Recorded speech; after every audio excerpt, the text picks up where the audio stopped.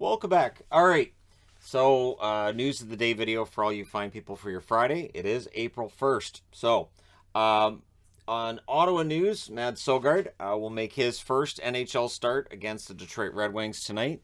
That should be interesting to see. Of course, they see him as being a future starter, and so we'll see how things go for Silgaard. It's an interesting picture, of course, in Ottawa because you have Murray, you have Forsberg, you have Gustafsson.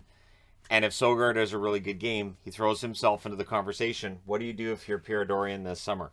How do you come about to figuring out who your goaltenders are going to be next year? So it's going to be interesting to watch how things go down the stretch for Ottawa. Toronto news, of course, last night, Austin Matthews hitting the 50-goal mark. He's the first NHLer to do so this season, joining Rick Vaive, Dave Andreychuk, and Gary Leeman as the 50-goal scorers for Toronto Maple Leafs in their history. And honestly, it's impressive how easily he seems to get this done, how effortless it seems. So I wouldn't be surprised if he ends up hitting 60. The highest, I believe, is 54. I think Vaive and Andreychuk both hit 54. He shouldn't have a problem passing 54 before the season's done.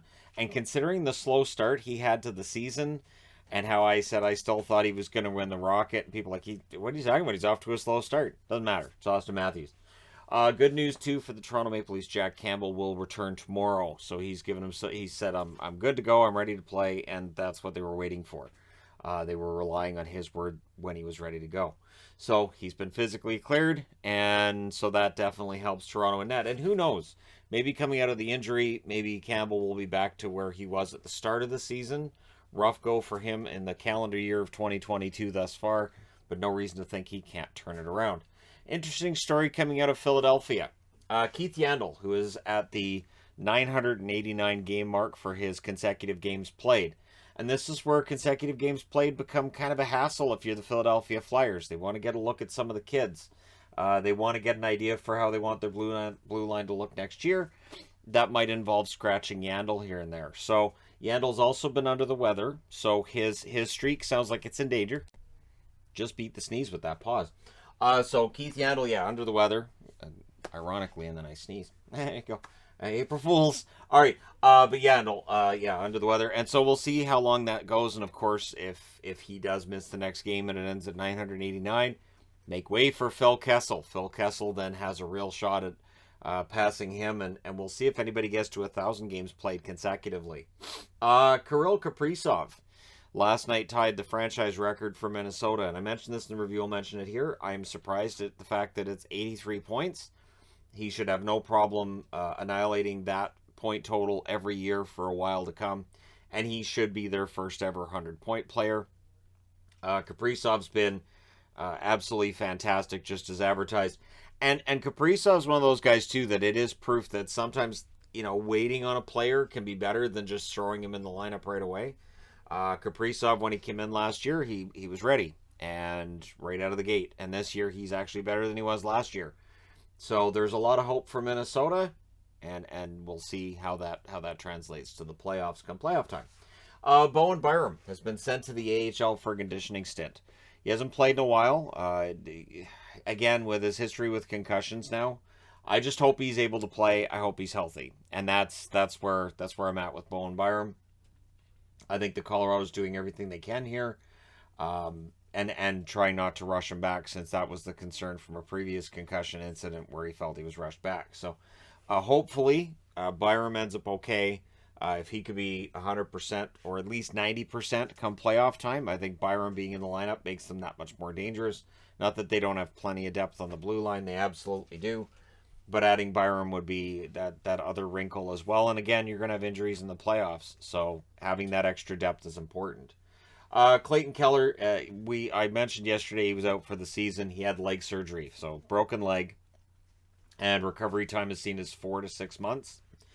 6 months would take him right up to the start of next season. And so here's to hoping that he is good to go and he's 100% when we get to the opening night next year. Because again, Keller was having the best season of his career. It's just a shame to see it end that way. The race in the West. So we might as well take a quick look at the race in the West.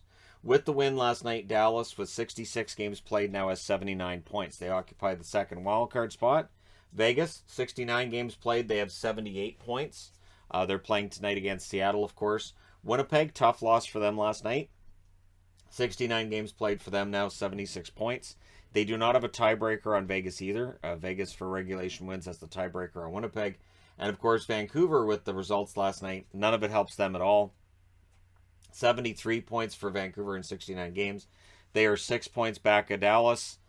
And yeah, it's basically at this point, and I mean, Vancouver's saying all the right things about, how, well, we're going to do our best. Of course they are. I have no doubt the team will try, but the math would tell you the odds are pretty long against them right now. So I know they have games against Vegas. To me, that just means that they can possibly pull Vegas out of that hunt as well. But for Winnipeg, again, back-to-backs are not easy. They won the first half. They lost the second half. But when you have no room for error, it gets that much tougher. Also in the news today, the NHL exploring a third franchise in the Atlanta region. Not saying whether or not it'll be an expansion, whether or not it'll be a relocation or what it might be, but the idea of going back to Atlanta, it's there. Of course, the Atlanta Thrashers left there in 2011. It wasn't due to fans, it was due to the fact they lost a building. So I think the NHL will be about securing an NHL arena and making that return to Atlanta work.